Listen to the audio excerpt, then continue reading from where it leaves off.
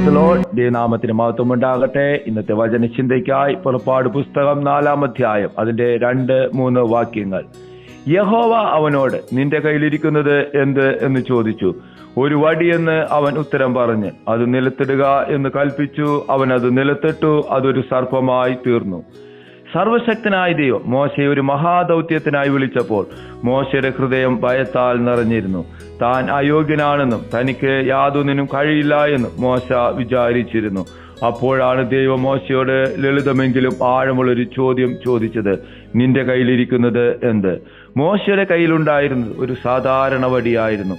ആടുകളെ മേയ്പ്പാൻ, വഴി താങ്ങായി നിൽപ്പാൻ ഉപയോഗിച്ചിരുന്ന ഒരു ഉണക്കവടി. ലോകത്തിന്റെ ദൃഷ്ടിയിൽ അതിന് ഒരു പ്രത്യേകതയും ഒരു മൂല്യവും ഉണ്ടായിരുന്നില്ല.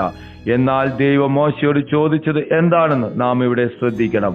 ഒരു പുതിയ വടി എടുക്കൂ എന്നല്ല, നിന്റെ കയ്യിലുള്ളത് എന്ത് എന്നാണ് ദൈവം മോശയോട് ചോദിച്ചത്.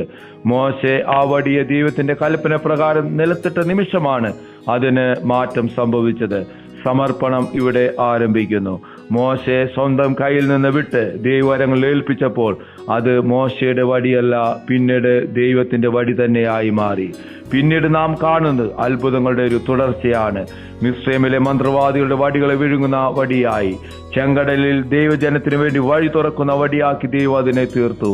ശത്രു സൈന്യത്തെ പരാജയപ്പെടുത്തുന്ന വടിയായി, പാറയിൽ നിന്ന് വെള്ളം പുറപ്പെടുവിക്കുന്ന വടിയാക്കി ദൈവം അതിനെ തീർത്തു. ചുരുക്കി പറഞ്ഞാൽ ദൈവജനത്തിന്റെ വാഗ്ദത്തത്തിന്റെ നിവർത്തിയെ തുറക്കുന്ന ഉറവയാക്കി ആ വടിയെ ദൈവം തീർക്കുവാൻ ഇടയായിട്ട് തീർന്നു. ഇന്നും ദൈവം നമ്മോട് ഇത് തന്നെ ചോദിക്കുന്നു. നിന്റെ കയ്യിലിരിക്കുന്നത് എന്ത്? നമുക്കുള്ള കഴിവുകളാകാം, അറിവാവാം, അനുഭവങ്ങളാവാം. അല്ല എങ്കിൽ ചിലപ്പോൾ നമ്മുടെ ദൗർബല്യങ്ങൾ തന്നെയാകാം. നമ്മുടെ കൈവശം നാം പിടിച്ചു നിർത്തുന്നിടത്തോളം ഇവ ലൗകിക കാര്യങ്ങൾക്ക് മാത്രമേ ഉപകരിക്കൂ. എന്നാൽ അവയെ പൂർണ്ണമായി ദൈവവരങ്ങളിൽ ഏൽപ്പിച്ചാൽ ദൈവം അവയെ അത്ഭുതങ്ങളുടെ ഉപകരണങ്ങളാക്കി മാറ്റും. ഇന്ന് ഈ പ്രഭാതം ഒരു പൂർണ്ണ സമർപ്പണത്തിന്റെ പ്രഭാതമാക്കി കർത്താവ് തീർക്കട്ടെ.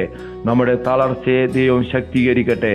നമ്മുടെ നിസ്സഹായാവസ്ഥയെ മഹത്വമാക്കി കർത്താവ് തീർക്കട്ടെ. അതിനായി നമ്മളെ ഓരോരുത്തരെയും നമുക്ക് ദൈവവരങ്ങളിൽ ഏൽപ്പിക്കാം. ഈ വചനങ്ങളാൽ സ്വർഗത്തിലെ ദൈവം നമ്മളെ അധികമായി അനുഗ്രഹിക്കട്ടെ. ആമേൻ.